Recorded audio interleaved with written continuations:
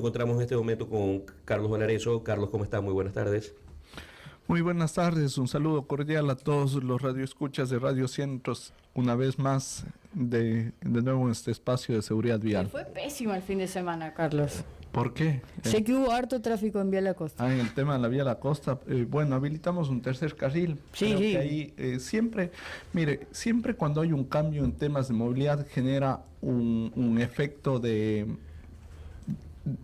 no reacción o no una buena reacción al conductor, porque el conductor no sabe por qué carril ir, siempre se produce esto. Esperamos que ya paulatinamente vaya mejorando la conducción. ¿No lo habían anunciado antes de que iba a haber un carril adicional? Lo hemos anunciado, vamos a mejorar el tema Tal vez ahí se está informático. fallando, sí. El tema informativo, perdón, y sobre todo a tener más dispositivos de seguridad. Nuestro miedo, francamente, es que este tercer carril de alguna forma genere algún tipo de siniestro de tránsito lamentable. Estamos pendientes de este tema, sin embargo, gracias a Dios no pasó nada. Esperamos que ya este fin de semana pues mejore la movilidad, pero esa es más bien una de las dificultades que siempre se afronta en el tema de movilidad. Ustedes han visto que cuando existe un cierre, los primeros días provoca congestión hasta y luego ya se va acostumbrando, normalizando porque sí. Ya la gente adecua su conducta. Y a veces los agentes de tránsito también empiezan a corregir ciertos errores, porque es habitual la descoordinación, la falta de comunicación, están a veces perdidos en el mapa y eso genera mucho tráfico. Usted sabe que es así. Así es. Solo para cerrar con el tema y antes de ir con los radares, Mario, ¿se va a mantener el tercer carril los fines de semana? Sí, se va a mantener. Los domingos. Durante toda la temporada de playa, sobre todo para el feriado que está próximo a celebrarse, y esperamos, pues como digo, se mejore sobre todo la responsabilidad de los conductores. Bueno, hoy la entrevista la dirige el abogado Mario Tamayo. Una pregunta, ¿por qué?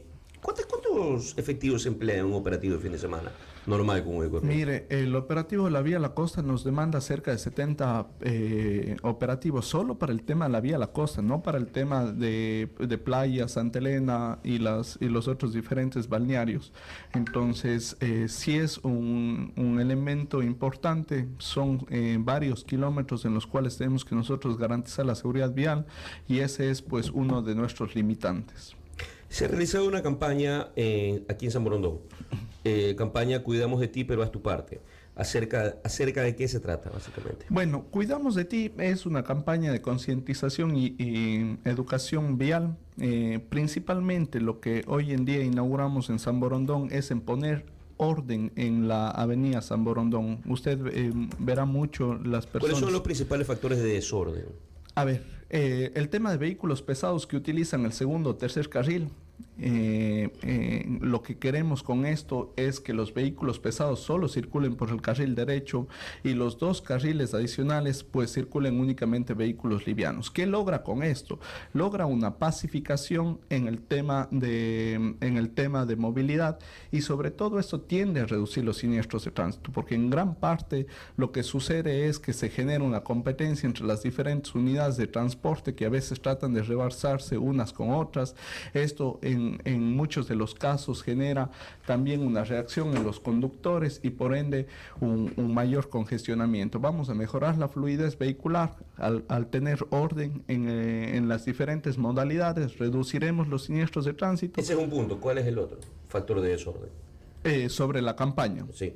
Bueno, sobre la campaña es el respeto y la corresponsabilidad que debe existir de los diferentes usuarios. A veces mucho apuntamos al ente de control, sin embargo no asumimos la responsabilidad. Es lo que en algunos casos hemos dicho: cuando nosotros sacamos una licencia de conducir, asumimos la responsabilidad y somos conocedores de todas las normas de tránsito. Sin embargo, existe una falta de responsabilidad en el desempeño o en el movilizarse diariamente, y por eso es que hemos estado haciendo un llamado de atención a pues si la Comisión de Tránsito del Ecuador está cuidando de ti, esperemos que tú hagas tu parte. Dentro de la campaña, el documento que nos han hecho llegar, se mencionan las siguientes recomendaciones por parte de la CTE hacia los conductores. Si eres de los que te gusta conducir despacito, utiliza el carril derecho. Así es. Ya, planifica tu retorno para evitar congestionamiento. ¿Qué quiere decir planificar tu retorno? Bueno, esto es un tema de Vía La Costa que lo utilizamos anteriormente y que se lo está utilizando todos los fines de semana a fin de evitar que la congestión se produzca de 5 de la tarde a 9 de la noche, que se pues utilice un horario diferente para sobre todo su retorno. Mantén una distancia mayor y disminuye la velocidad en caso de lluvia, escombros u otros en la vía. Así es, mire, uno de los principales problemas que se dan es que la gente no mantiene Va muy lento. Va muy lento y otros no mantienen la distancia. Entonces, en caso de producirse un frenado Puede ser un choque en cadena. brusco, se producen las colisiones. Uno de los principales siniestros de tránsito que se presenta, sobre todo en la vía La Costa y vía San Borondón, es precisamente aquello. Lo recomendable es 2 metros, ¿no?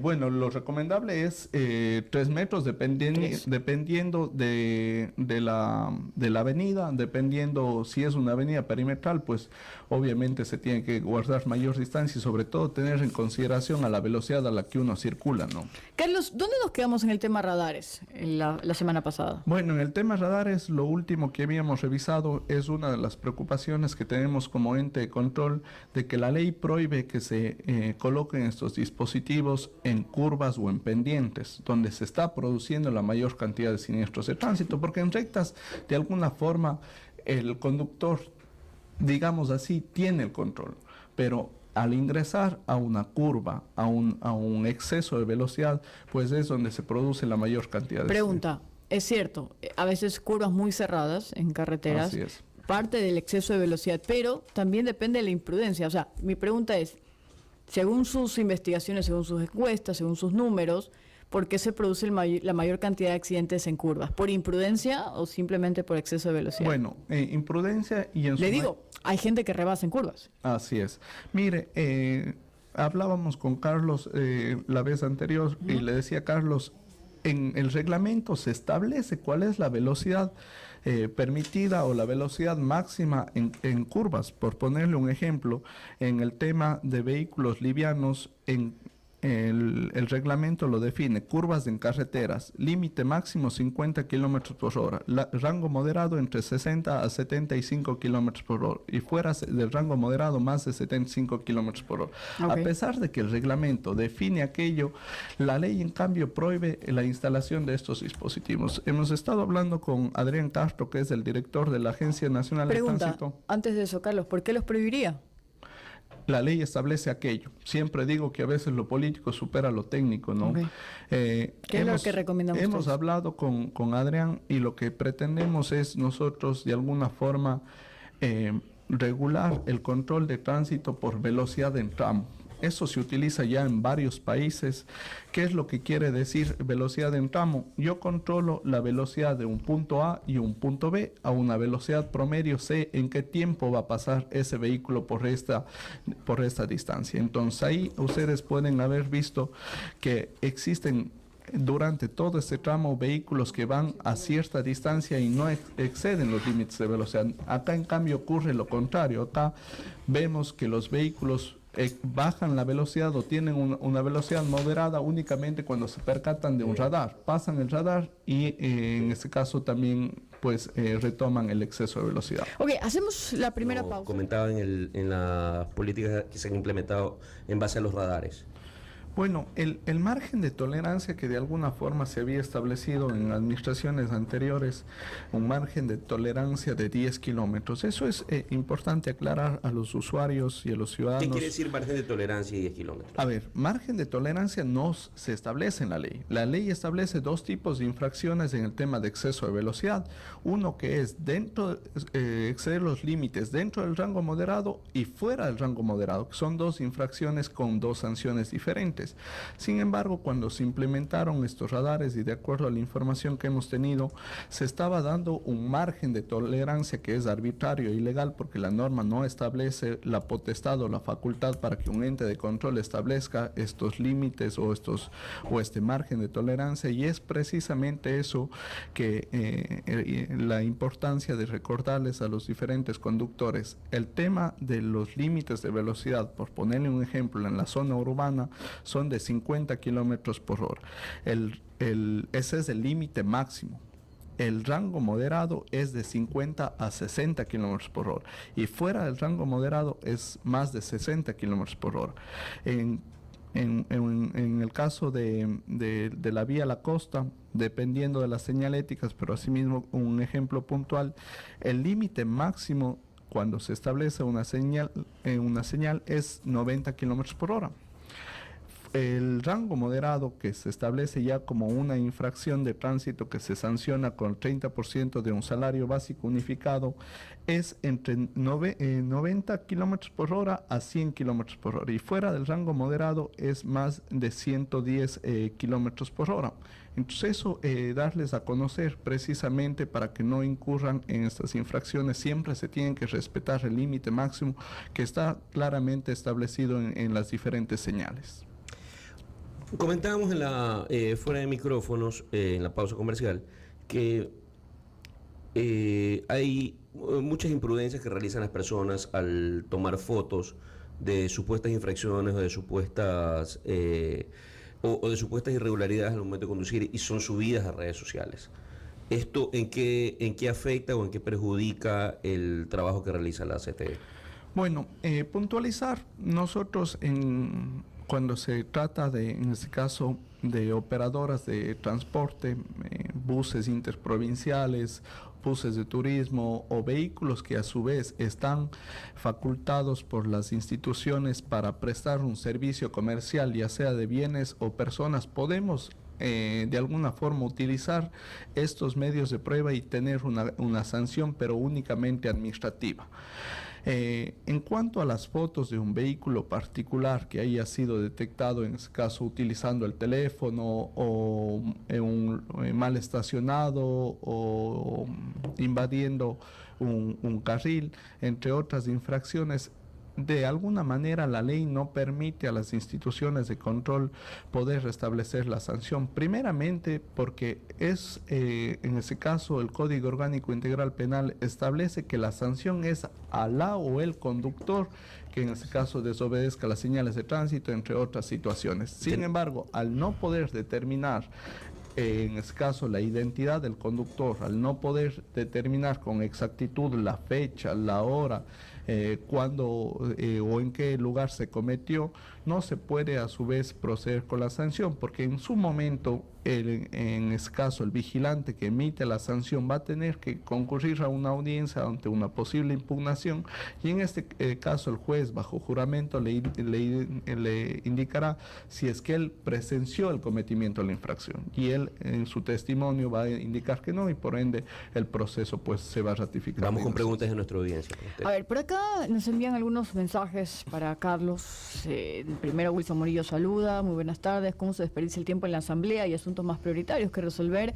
Mientras que Javier Rodríguez dice, mi vehículo tiene velocidad crucero, voy menos del límite, el radar me marca menos todavía y ahora he recibido una infracción por superar de 90 a 94. No hay cómo uno puede defenderse. Bueno, habrá que ver, él tiene el derecho a presentar la impugnación, como indicamos la vez anterior, ya un juez, independientemente de la entidad de control, pues podrá resolver, en este caso, ratificar el estado de inocencia. Por acá Diego Cordero dice, frenar bruscamente para no exceder ese límite de 50 kilómetros por hora en una curva abierta, para no ser multados es muy peligroso. Puede causar accidentes con el tráfico que viene detrás. No es lo mismo una curva que en la vía Guayaquil-Salinas. Bueno, primeramente ahí está el respeto a los límites de velocidad, ¿no? Como conductores sabemos y debemos conocer cuáles son los límites o cuál es incluso mi límite como conductor para poder desempeñarme o reaccionar ante cualquier eventualidad que se presente. Lo más prudente es circular con límites moderados de velocidad y no tener estas situaciones. Es lo que hemos planteado, ¿no?